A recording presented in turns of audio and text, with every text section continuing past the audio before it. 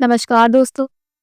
आज मैं आपको सुनाने जा रही हूँ पिता के अत्याचारों से अपनी माँ को बचाने के लिए बेटी ने किया ऐसा काम कि पिता के होश ठिकाने आ गए। 14 वर्ष की आरोही ने अपना पूरा मन बना लिया था कि अब वह घर में नहीं रहेगी। उसे अपने इस प्यारे से घर को छोड़कर जाने होगा, लेकिन कहाँ, कैसे, ये चिंता उसे सता रही थी। वह अपनी मम्मी से बहुत ज्यादा प्यार करती थी और उन्हें ये दुख देना भी नहीं चाहती थी। वह जानती थी कि ये सदमा मम्मी के लिए जीवन का सबसे बड़ा दर्द बन जाएगा, लेकिन अब उसके पास ये घर छोड़ने के अलावा दूसरा कोई रास्ता भी तो नहीं है। तब उसने सोचा कि घर छोड़ने से पहले वह अपनी मम्मी के नाम एक पत्र लिखे, ताकि वह उसके लिए कुछ गलत ना सोचे। ऐसा सोचते हुए उसने पत्र लिखा, मम्मा, मुझे माफ कर देना, मैं ये घर छोड़ करके जा रही हूँ। आप ये मत सोचना कि मैं कुछ गलत करने जा रही हूँ। ये भी मत सोचना कि मैं किसी लड़की के साथ भाग रही हूँ। मेरा कोई बॉयफ्रेंड नहीं है मम्मा, मैं अकेले ही जा रही हूँ। एक बहुत बड़ी तकलीफ आपको दे रही हूँ, आपसे दूर जा रही हूँ, लेकिन आपसे वादा है कि मैं वापस जरूर आऊंगी। जैसी पवित्र आपके पास ही जा रही हूँ, वैसे वापस भी आ जाऊंगी। आप मेरा इंतजार करना, करोगी ना मम्मा?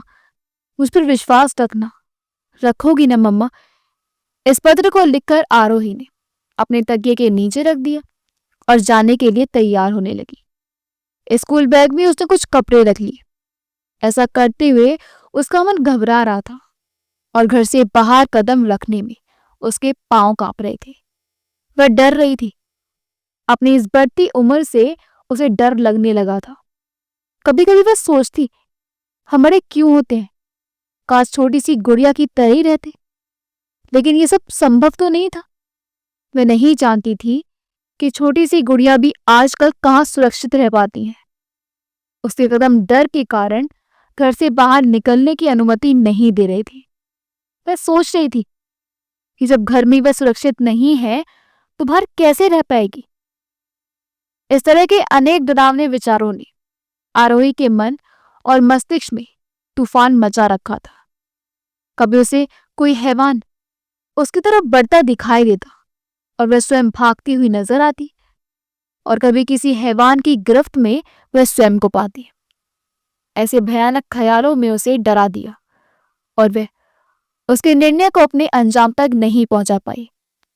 अतः उसने सोचा कि नहीं नहीं, इस तरह अपनी इज्जत को जोखिम में डालकर वह कहीं नहीं जाएगी। परंतु वह असमंजस में थी कि क्या करे और अपनी इस उलझन को कैसे सुलझाए। तभी उसे उसकी नानी कमला जी की याद आई, जो गांव में रहती थी। आरोही को अब अपनी नानी से उम्मीद थी। उसने सोचा वह नानी को अपना राजदार बना लेगी, उन्हें सब कुछ बता देगी। फिर नानी से कहकर कहीं किसी भी होटल में रहकर पढ़ाई भी करेगी। मम्मी को दुख भी नहीं होगा और उन्हें कुछ पता भी नहीं चलेगा। इन्हीं विचारों में खोई आरोही अपने घर से स्कूल पहुंच गई। उसे इस तरह उदास देखकर उसकी सहेली रोजी ने उससे पूछा, आरोही, तुझे क्या हो गया है? आजकल तो कितनी उदास रहती है। कोई भी तकलीफ हो तो मुझे बता, शायद मैं तेरी कोई मदद कर पाऊं। आरोही उसके इस प्रश्न का भला क्या जवाब देती। बात को टालते हुए उसने कहा, रोजी, तुझे तो पता है मेरे पापा इस दुनिया में नहीं है, बस कभी कभी उनकी याद आ जाती है। आरोही अपने मन की वह बात किसी को भी कहाँ बता सकती थी। वह अकेले ही इस खतरे से निपटने की हिम्मत जुटा रही थी। इस छोटी सी उम्र में दर्द का इतना बड़ा बवंडर अपने दिमाग में लिए आरोही स्कूल से घर के लिए निकली। रास्ते में एसटीडी बूथ पर रोककर उसने अपनी नानी को फोन लगाया। फोन उठाकर उसकी नानी कमला जी ने पूछा, हेलो, कौन बोल रहे हैं? हेलो नानी, मैं आरोही। अरे क्या बात है बेटिया, बाहर से फोन कर रही हो, क्या हुआ? नानी, मुझे अकेले में सिर्फ आपसे कुछ बात करनी है, जो किसी और को पता नहीं चलनी चाहिए। कमला जी ने चिंतित स्वर में पूछा, आरोही बेटा, ऐसी तो क्या बात है कि तुम इस तरह घर से बाहर आकर मुझे फोन कर रही हो? तुम परेशान लग रही हो। मुझे बताओ क्या बात है? नानी, मैं इस घर में नहीं रहना चाहती, नहीं रहना चाहती। आरोही, तुम ऐसा क्यों कह रही हो? तुम घर में क्यों नहीं रहना चाहती बेटा? कोई परेशानी है क्या? क्या हुआ है? मुझे तुम्हारी चिंता हो रही है। नानी, मैं आपको भी नहीं बताना चाहती थी, लेकिन फिर मेरा ध्यान कौन रखेगा? कौन मुझे पढ़ाएगा? मैं अकेली कहाँ जाऊंगी? पैसे कौन देगा? इन सब बातों को सोचकर मैं आपको बता रही हूँ। आपके अलावा मेरे लिए ये सब कौन कर सकता है नानी? आखिर हुआ क्या है रोही? स्पष्ट शब्दों में बताओ। नानी, मेरे असली पापा तो इस दुनिया में नहीं रहे। आप भी जानते हैं कि वे अच्छे इंसान नहीं थे। शराब पीकर वे मम्मा को कितना मारते थे। उनके बालों को ऐसे खींचते थे जैसे रस्सी पकड़ में उन्हें जितना हो। मम्मी रोती थी, परंतु उन्हें दया नहीं आती थी। वो मम्मी को कभी हाथ से, कभी लात से और कभी कभी तो कमर के बैल से भी मारते थे। नानी, मैं इतने बुरे क्यों थे? काश वे मेरी ही तरह मम्मी को भी प्यार करती और शराब नहीं पीते तो कितना अच्छा होता। नानी, वे मुझे बहुत प्यार करती थी। मेरे पप्पी लेते थे तो मुझे उनका वह प्यार सा स्पर्श बहुत अच्छा लगता था। उनके स्पर्श में पिता का प्यार होता था और मुझे संरक्षण भी मिलता था। मुझे आज भी उनकी सब बातें याद है। फिर वह जहरीली शराब पीकर मर गए। आरोही को बीच में टोकते हुए कमला जी ने पूछा, आरोही बेटा, ये सब तो मुझे पता है, तो पहले क्यों बुझा रही है? बात क्या है, सीधे बता। वह बताओ कि तुम्हारे मन में घर छोड़ने का ख्याल क्यों आया? अपनी नानी की बातों को नजरअंदाज करते हुए आरोही ने फिर कहा, नानी, फिर आपने मेरी मम्मी की दूसरी शादी कर दी रोहन के साथ और मुझे नए पापा मिल गए। तब मैं बहुत खुश थी, लेकिन नानी, वे अच्छे पापा नहीं है। बचपन में मुझे कुछ नहीं समझ आता था, किंतु अब मुझे उनका स्पर्श अच्छा नहीं लगता। ये क्या कह रही है आरोही? हाँ नानी, मैं सच कह रही हूँ। मुझे उनसे बहुत डर लगता है। बचपन वाले स्पर्श में और आज के स्पर्श में बहुत अंतर आ गया है। नानी, ऐसा क्यों होता है? नानी, हम बड़े क्यों होते हैं? मैं तो उन्हें मेरा असली पापा जितना ही प्यार करती थी, लेकिन वे मुझे असली पापा की तरह प्यार नहीं करते। उनके स्पर्श से मुझे घुटन होती है, गंदा लगता है। आरोही के मुंह से इस तरह की बातें सुनकर उसकी नानी सन्न रह गई और उनके पैरों तले से जमीन खिसक गई। ये सब बताते समय आरोही की आवाज में समाये दर्द, उसकी पीड़ा और सच्चाई को उसकी नानी महसूस कर रही थी। मैं सोच रही थी, ये तो बहुत ही बड़ी समस्या है। अब मैं क्या करूं? किसी को बता भी नहीं सकती। फोन के उस तरफ सन्नाटा था। कमला जी के पास कोई भी शब्द नहीं थे कि वे क्या बोले। उस कड़वे सच को पचा पाना आसान नहीं था। उसका सामना करना और हल निकालना दोनों ही जटिल समस्याएं थी। कमला जी को इस समय लग रहा था कि मानो भीषण अग्नि की लपटों के बीच उनकी नातिन फंस गई है और उसे सही सलामत बाहर निकालना उनकी जिम्मेदारी है। यह भी एक अग्नि परीक्षा ही थी। ये सब बातें पल भर में ही कमला जी के दिलो दिमाग में विचरण करने लगी। उन्होंने भी कमर कस ली कि वह साम दाम दंड भेद सब लगा देंगी और आरोही को बचा लेंगी। तभी आरोही ने कमला जी से पूछा, नानी, आप मुझे बचा लेंगी ना? हाँ मेरी बच्ची, तो बिल्कुल चिंता मत कर। अब मैं तेरी ढाल बन चुकी हूं। तू डर मत और घर आ जा। अपना ख्याल रखना, ठीक है नानी? आरोही अपनी नानी को ये सब बताकर हल्का महसूस कर रही थी। उसे विश्वास था कि उसकी नानी इस विकट समस्या का कोई ना कोई हल अवश्य निकालेंगी। ऐसा सोचते हुए आरोही ने जाने से पहले फिर कहा, नानी प्लीज, आप ये बात मम्मी को बिल्कुल मत बताना। मम्मी को तो पापा बहुत प्यार करते हैं और वे उनके साथ खुश भी बहुत रहती हैं। उन्हें ऐसे खुश देखना मुझे अच्छा लगता है नानी, क्योंकि मैंने बचपन से उन्हें हमेशा उदास ही देखा है। मैं जानती हूँ नानी, इतनी मार खाकर भी वे केवल मेरे लिए तो जिंदा रही हैं। और मैं छोटी हूँ, खुद को बचा नहीं पाऊंगी। इतनी ताकत और हिम्मत कहाँ से लाऊंगी? लेकिन बड़ी होकर जब वापस लौटूंगी तब तक अपनी रक्षा करना स्वयं सीख जाऊंगी।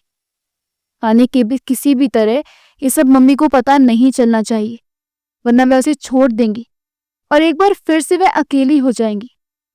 हाँ आरोही, मैं किसी से नहीं कहूंगी, तुम्हारी मम्मी से भी नहीं। और हाँ, तुम भी किसी से मत कहना। मैं कुछ करती हूँ, सोचती हूँ तुम्हें पढ़ाई के लिए बाहर भेज दूँ, वही एकमात्र रास्ता सोच रहा है मुझे।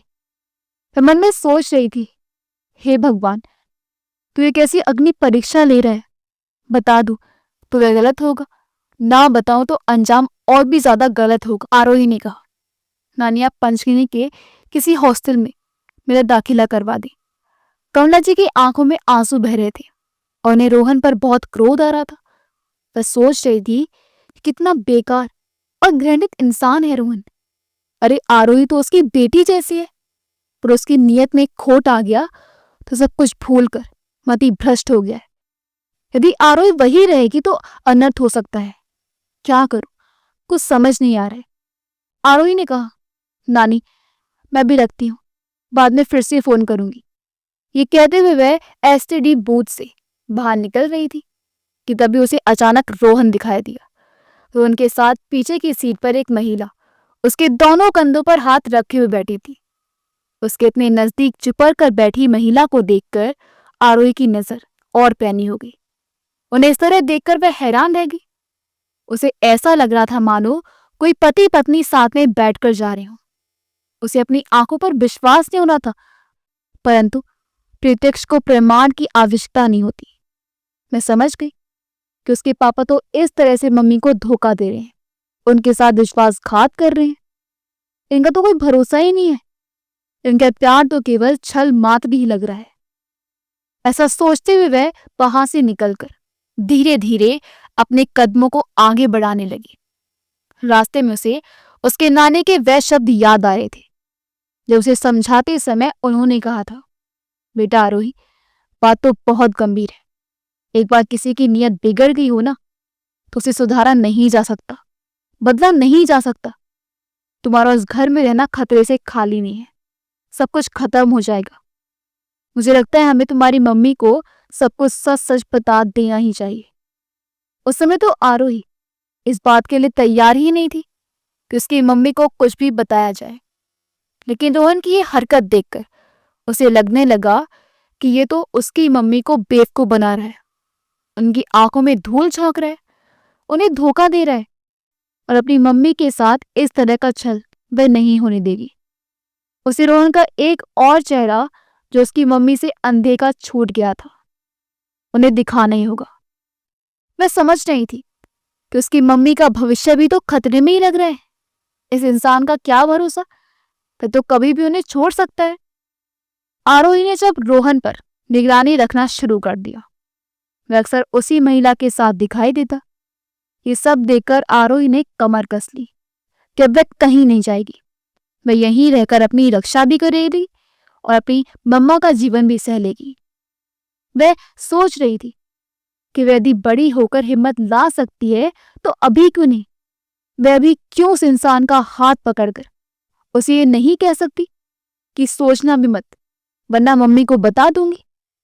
वह क्यों उस स्पर्श से डरती है, वह क्यों उसके चेहरे पर तमाचा लगाकर उसको जवाब नहीं दे सकती। गाल पर लगे इस तमाचे का स्पर्श उसे नानी याद दिला देगा, लेकिन अगर डर कर चुप रही तो नहीं, वैसा नहीं होने देगी। इसके बाद आरोही ने अपने स्कूल से आने का समय ही बदल दिया। उसके पापा रोहन ऑफिस से 5 बजे और उसकी मम्मा 6 बजे आती थी। आरोही स्कूल से 5 बजे घर आ जाती थी तो 1 घंटा उसके लिए बहुत ही घातक और डरावना होता था।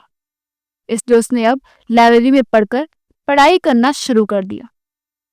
वह तब घर आती थी जब उसकी मम्मी भी घर पर वापस आ जाए। ये बात रोहन को बिल्कुल पसंद आई और उसे लगा कि आरोही अब इतनी देर से क्यों घर आने लगी है। हर दिन वह मन महसूस कर रह जाता। अब तो आरोही धीरे धीरे निडर रहने लगी थी।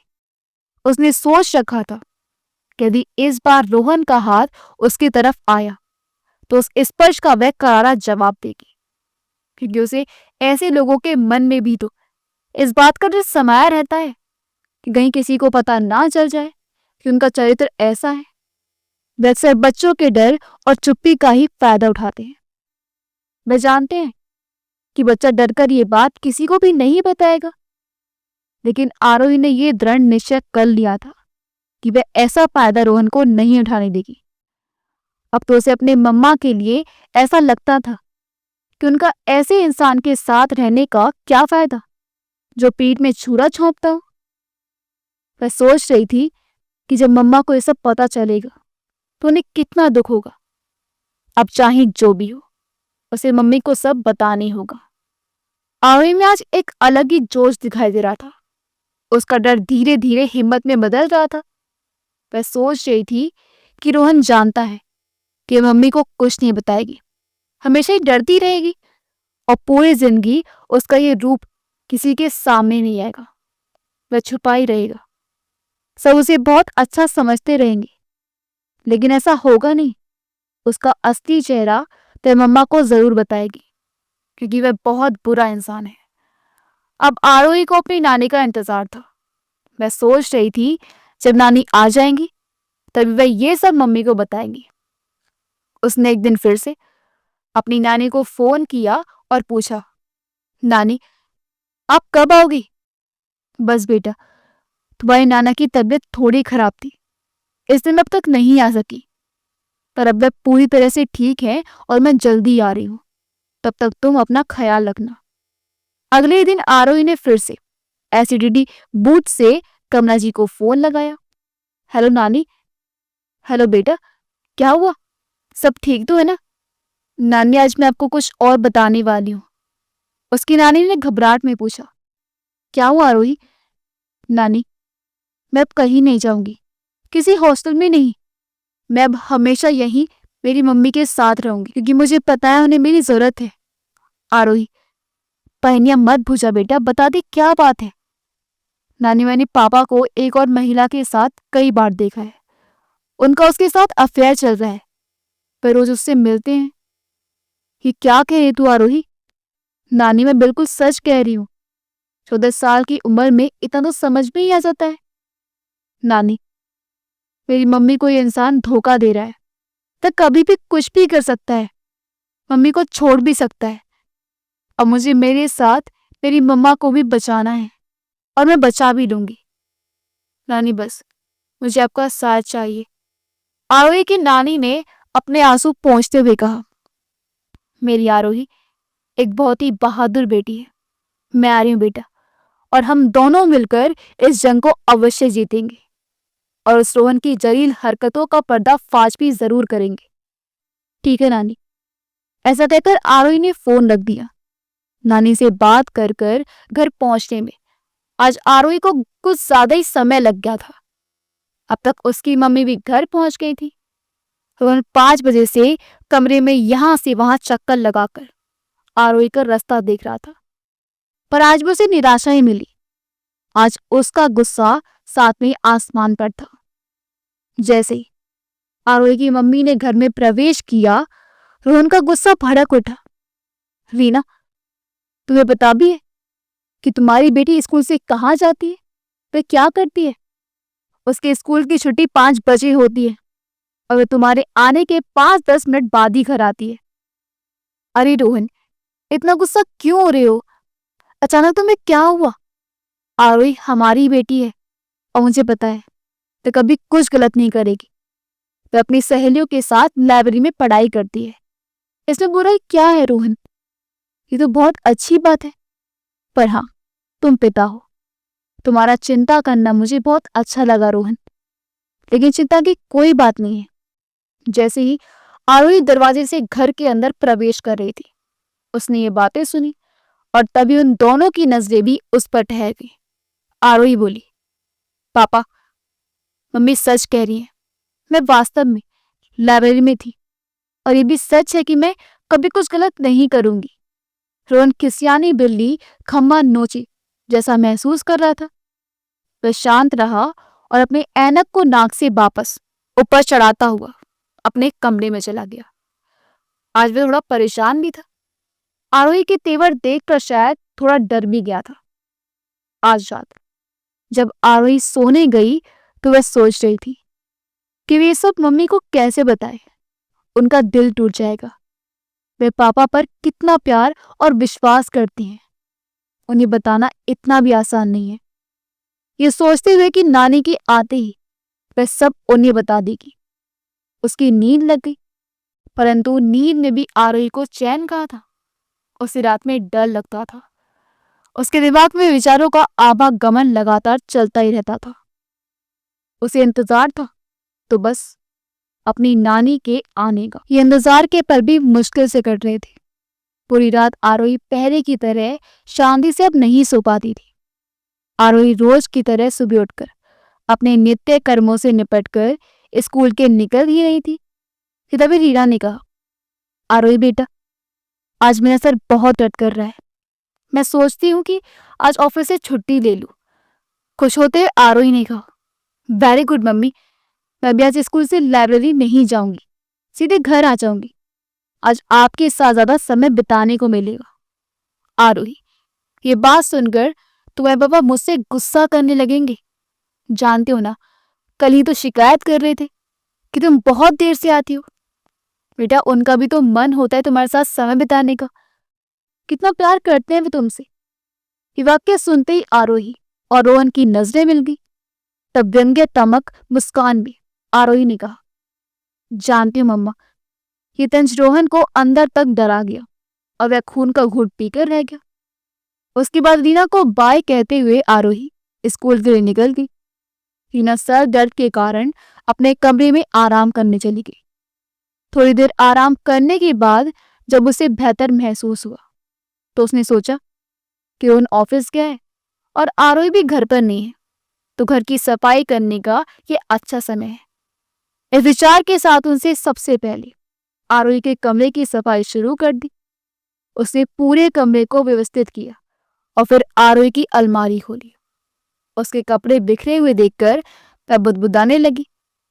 कैसी लड़की है, इतनी बड़ी हो गई है पर अभी तक सलीके से कपड़े रखना नहीं सीखा। कितनी बार समझाया पर वह जल्दबाजी में सब कुछ ऐसे ही छोड़ देती है। आरोही के कपड़े सहेजते हुए उसे वह पत्र मिला जो आरोही ने लिखा था। पत्र लिखने के बाद उसने घर छोड़ने का निर्णय खुद ही बदल दिया था। अलमारी में पत्र रखने के बाद एक दिन उसने पत्र को फिर से निकाल कर पढ़ा और तब अनजाने में उसने पत्र के पीछे लिख दिया, आई हेट पापा। नहीं, पापा नहीं, आई हेट रोहन। रीना ने उस कागज को खोला और मन ही मन में कहा, अरे आयु ने ये क्या लिखकर यहां रख दिया है। ऐसा सोचते हुए उसने पत्र पढ़ना शुरू किया। पत्र की हर लाइन रीना को हैरान कर रही थी और उसके दिल की धड़कनों को बढ़ा रही थी। उसने पूरा पत्र पढ़ लिया। आखिर आरोही ने ऐसा पत्र क्यों लिखा? सोचते हुए जैसे उसने पन्ना पलटा तो आगे का वाक्य पढ़कर उसकी आंखें वहां पर मानो चिपक सी गई। रीना को आई हेट पापा, नहीं पापा नहीं, आई हेट रोहन। इन शब्दों को पढ़कर उसे बिना कहे ही सब कुछ समझ में आ गया था। उसकी आंखों से आंसू बहकर उस पत्र पर उसी जगह गिर रहे थे जहां आरोही के आंसू गिरे हुए थे। ये संगम हो रहा था दो महिलाओं के दुख के मिश्रण का। मानो रीना के आंसू आरोही के आंसू से कह रहे हो, तू डरना मत बेटा, मैं तेरे साथ हूं। इन आंसुओं के मिलन से अब घर के अंदर एक बहुत बड़ा विस्फोट होने वाला था। रीना को लग रहा था जैसे एक ही पल में उसकी पूरी दुनिया उजड़ गई हो। उधर आरोही की नानी भी क्रोध से जल रही थी। वह एक नए युद्ध के लिए कमर कसकर घर से निकल पड़ी थी। तीनों के मन में युद्ध का बिगुल बज चुका था। ये युद्ध था नारी के अपमान के विरोध, विश्वासघात के विरोध और पुरुष के गिरते चरित्र के विरोध का। पत्र पढ़ने के बाद रीना ने उसे अपने पास रख लिया। इस समय उसे कुछ भी समझ में नहीं आ रहा था, मानो उसका दिमाग शून्य में चला गया था। तभी द्वार पर दस्तक हुई। रीना अपनी आंखों के आंसुओं को छुपाने का जतन करती हुई उन्हें दुपट्टे से पोंछती हुई बाहर गई और दरवाजा खोला। सामने कमला जी खड़ी थी। अपनी मां को अचानक सामने देखकर रीना उनसे लिपटकर रोने लगी और रोते रोते उसने पूछा, मां आप अचानक यहां कैसे? सब ठीक तो है ना? कमला जी ने कहा। अरे माँ, सब ठीक है, पर तुझे क्या हुआ है? ये पूछते समय कमला जी की आवाज कांप रही थी, क्योंकि रीना को इस तरह रोता देख उन्हें संदेह हो रहा था कि कहीं उसे सब कुछ पता तो नहीं चल गया। रीना ने कहा, कुछ नहीं माँ, बहुत दिनों बाद आपको देखा तो मन भर आया। कमला जी ने उसे सर पर हाथ फिराते हुए कहा, पर तू इस तरह से रो क्यों रही है? मुझे ऐसा लग रहा है कि जैसे कोई दुख तुझे सता रहा है। अरे नहीं माँ, मुझे आज आपकी बहुत याद आ रही थी। मेरा सिर दर्द कर रहा था। पहले तो आप पास में होती थी तो चंपी कर देती थी। कितना सुकून मिलता था आपके हाथ की चंपी में। अरे तो चल, आज भी कर देती हूँ। नहीं माँ, आप अभी अभी तो आई हो। रीना की बात सुनकर कमला जी को वही सच लगा जो उन्होंने सुना। उन्हें कहाँ पता था कि रीना अभी अभी सब कुछ जान चुकी है। कमला जी ने कहा, वीना, चाय बना दो, मेरा भी सिर बहुत दर्द कर रहा है। हाँ माँ, आप बैठिए, मैं भी चाय बनाकर ले आती हूँ। चाय बनाते समय रीना अपने क्रोध को अंदर ही अंदर दबाए हुए सोच रही थी। अगर माँ को पता चला तो वे क्या सोचेंगी? नहीं नहीं, उनके सामने तो ऐसे कहने में भी छी। उसका मन विचलित था, घृणा से भरा हुआ था, जिसे वह कल खुद से भी ज्यादा प्यार करती थी। आज उसके प्रति उसके मन में केवल नफरत थी। जिसे वह भगवान की तरह पूछती थी, आज उसकी शक्ल भी नहीं देखना चाहती थी। वह सोच रही थी कि रोहन ने अपनी बेटी के लिए कैसा चरित्र दिखाया है। ऐसा सोचते हुए भी उसे शर्म नहीं आई। वैसी सोच में डूबी हुई थी और चाय उबल उबल कर नीचे गैस पर गिर रही थी। उसी समय उसकी माँ की आवाज आई, अरे रीना, चाय भी तक नहीं बनी, तू वहां जाकर क्या कर रही है? जल्दी आ, मेरा सिर बहुत दर्द कर रहा है। रीना ने चौंकते हुए कहा, अरे माँ, बस अभी लाती हूँ। उसने जल्दी से चाय में दूध मिलाया, उसे ठीक किया और सोचा कि अब तो माँ के जाने के बाद ही वह कोई निर्णय ले पाएगी। फिर वह चाय लेकर माँ के पास गई। रीना को कहाँ पता था कि जो अभी अभी उसने पढ़ा वह तो उसकी माँ काफी दिनों से जानती थी और अपने अंदर छिड़े युद्ध को अंजाम देने के लिए वहां आई है। चाय पीने के बाद रीना और उसकी माँ की घर की बातों में खो गई। उन्हें एहसास भी नहीं हुआ कि कब शाम ढल गई। इसी बीच रोहन घर पहुंच गया। रोहन नहीं जानता था कि 3 महिलाएं, जिसमें एक बच्ची का, एक जवान और एक वृद्ध, तीनों मिलकर उसकी इज्जत का चीरहरण करने वाली हैं।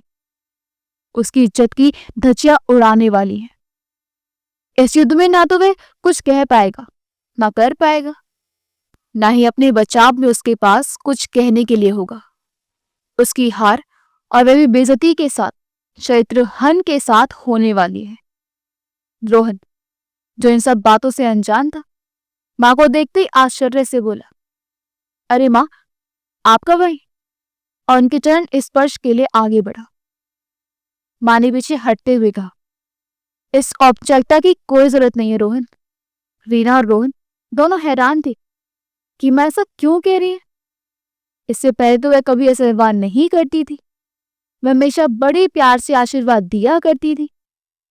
इस दौरान आरोही भी घर पहुंच गई और अपनी नानी को देखते ही वह उनके गले से लिपट गई। आरोही के दुख, दर्द और भय को उसकी नानी ने महसूस किया। उन्होंने उसके सिर पर हाथ फिराते हुए धीरे से कहा, आरोही, चिंता मत कर, मैं हूं ना, मैं सब ठीक कर दूंगी। इसके बाद वह रात्रि भोजन के बाद अपने अपने कमरे में चले गए। रात में रोहन ने जैसे ही रीना को अपनी बाहों में भरने की कोशिश की कि रीना ने उसे अलग करके धुतकारते हुए कहा, तुम्हें कोई और काम नहीं है? कुछ और नहीं सोचता है क्या? रीना, ये कैसा अजीब प्रश्न है। तुम मेरी पत्नी हो और ये क्षण प्यार करने के लिए ही तो है। मैं तुम्हारी पत्नी हूं। काश मुझसे तुम्हारी ये हसरत पूरी हो पाती। क्या मतलब है तुम्हारा? तुम कहना क्या चाहती हो? रोहन तो सोच भी नहीं सकता था कि आरोही वाली बात की भनक भी रीना को लग सकती है। वह तो बिल्कुल बेफिक्र था। तब उसे लगा कि कहीं रीना ने उसे सीमा के साथ देख तो नहीं लिया। जब रीना ने उसे कोई उत्तर नहीं दिया तब रोहन ने जोर से कहा, रीना, तुम क्या बक रही हो? रीना ने गुस्से में कहा, रोहन चिल्लाओ मत, माँ और आरोही उठ जाएंगे। अब तक दोनों की आवाज तेज हो चुकी थी। अपने कमरे में एक दूसरे से सलाह मशवरा करती आरोही और उसकी नानी कमला जी के कानों में भी झगड़े की आवाज आने लगी। वे दोनों घबरा कर उठी और कमरे की ओर बढ़ी। उन्होंने रीना की आवाज सुनी।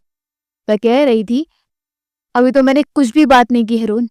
अगर मैं बोलना शुरू कर दूं तो तुम सुन नहीं पाओगे। मैं तो अभी माँ यहाँ है, वरना क्या? रीना बोलो, वरना क्या? रीना ने कहा, इस वक्त मुझे तुमसे बात ही नहीं करनी। मैं ड्राइंग रूम में सोने जा रही हूँ। ये शब्द सुनते ही आरोही और कमला जी तुरंत अपने कमरे में वापस चली गई। कमरे में पहुंचते ही आरोही ने कहा, नानी क्या हो गया? वे दोनों आखिर क्यों लड़ रहे हैं? अभी तो मम्मी को इस बारे में कुछ भी पता नहीं है। रीना बाहर आ चुकी थी। उसने सोचा कि चलो देख लूं, कहीं माँ और आरोही जाग तो नहीं रहे हैं। उन्होंने उसके और रोहन के बीच की बातें कहीं सुन तो नहीं रही। तभी उसने आरोही के कमरे से आवाज सुनी। वह कह रही थी, नानी मैं तो घर छोड़कर चली जाती, मेरे कारण मम्मी का जीवन खराब नहीं होने देती। रीना हैरान लगी, ये क्या क्या आरोही ने माँ को बुलाया है? तब तक फिर आरोही की आवाज आई, नानी यदि मैं उस इंसान को किसी और स्त्री के साथ नहीं देख लेती तो मम्मा के लिए बेफिक्र रहती कि मेरी मम्मा खुश है। लेकिन जब मैंने रोहन को दूसरी महिला के साथ देखा, एक बार नहीं नानी, कई बार देखा, तब मैंने घर छोड़कर जाने का इरादा ही त्याग दिया। अपनी माँ को किसके सहारे छोड़कर चली जाऊं? मैं तो मम्मा को कभी नहीं छोड़ सकता। आरोही तुम बहुत समझदार हो बेटा, पर वह पत्र तुमने कहाँ रखा है? कहीं वह रीना के हाथ ना लग जाए। हम उसे कैसे बताएं? ये सोचकर ही जीभ लड़खड़ाने लगी। रीना की आंखों में आंसू बह रहे थे, उस विश्वास के लिए जो उसने रोहन पर किया था, उस प्यार के लिए जो उसने रोहन से किया था, उन पलों के लिए जब जब उसने अपनी फूल सी कोमल नाजुक बच्ची को रोहन की गोद में दिया था। ये सोचकर कि वह उसका पिता है और उसकी बाहों में आरोही सबसे ज्यादा सुरक्षित है। ये आंसू उस पल को याद करके भी गिर रहे थे जब उसने रोहन से विवाह करने का निर्णय लिया था। आरोही ने कहा, नानी और जब आप आ गई हैं तो मैं मम्मी को सब कुछ बता दूंगी और मेरी जीभ नहीं लड़खड़ाएगी। मैं समझ गई हूँ कि हमारी चुप्पी ही इन लोगों को इतनी हिम्मत देती है कि वे बेफिक्र होकर रहते हैं। नानी आप जानते हो ना कि मैंने घर से बाहर रहकर खुद को रोहन की बुरी नजर और उसके बुरे इरादों से बचाया है। नानी कितनी ही बार मैं लाइब्रेरी में अकेली होती थी, कभी कभी कोई भी सहेली साथ में नहीं होती थी, कभी कभी मैं स्कूल के पास के बगीचे में घूमकर समय व्यतीत करती थी ताकि मम्मा के घर आने का समय हो जाए। नानी मैं उससे बहुत डरती हूँ। आरोही की दर्द और डर से भरी आवाज सुनते ही रीना वह पत्र लेकर अंदर कमरे में आ गई और वहां खड़ी होकर रोने लगी। उसे देखते ही आरोही और कमला जी उठकर बैठ गए। आरोही ने पूछा, मम्मा क्या हुआ, आप क्यों रो रही हैं? रीना ने वह पत्र आरोही और अपनी माँ के सामने रखते हुए कहा, इसका फैसला कल होगा माँ। आरोही चौंक उठी और पूछा, मम्मा ये पत्र आपके पास कैसे आया? बेटा तुम्हारी अलमारी साफ करते समय ये पत्र आज ही मुझे मिला है मेरी बच्ची, कहते हुए उसने आरोही को अपने सीने से लगा लिया और कहा, मुझे नहीं पता था कि मैं इस घर में अपनी बेटी को लेकर एक चरित्रहीन के साथ रह रही हूं। अगली सुबह जब रोहन उठा तो उसने देखा कि आरोही, रीना और कमला जी हॉल में बैठे थे। सेंटर टेबल पर एक पत्र रखा था। रात के तनाव पूर्ण माहौल को हल्का करने के लिए रोहन ने आवाज लगाई, अरे आज चाय नाश्ता नहीं मिलेगा क्या?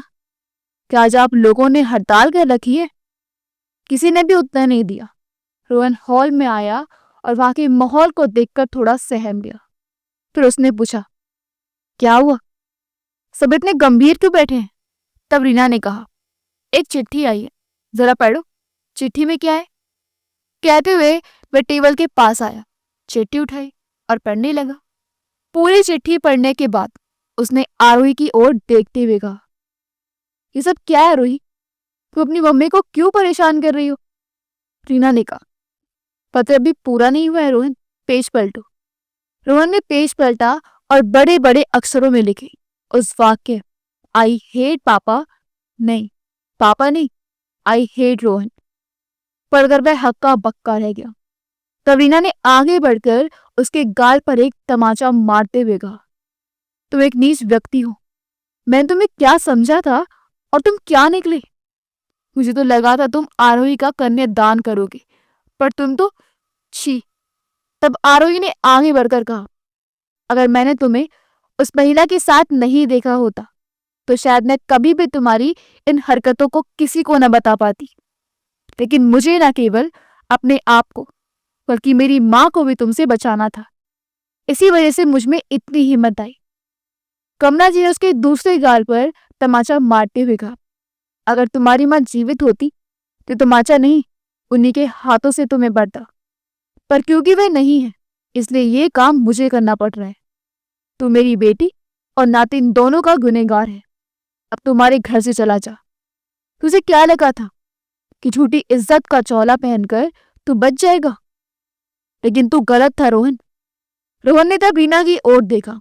रीना ने कहा, तुम्हारी इस गलती की ना तो माफी है और ना ही कोई पश्चाताप का रास्ता। मेरी आरोही को छूने की सजा सिर्फ एक है, वह है बहिष्कार।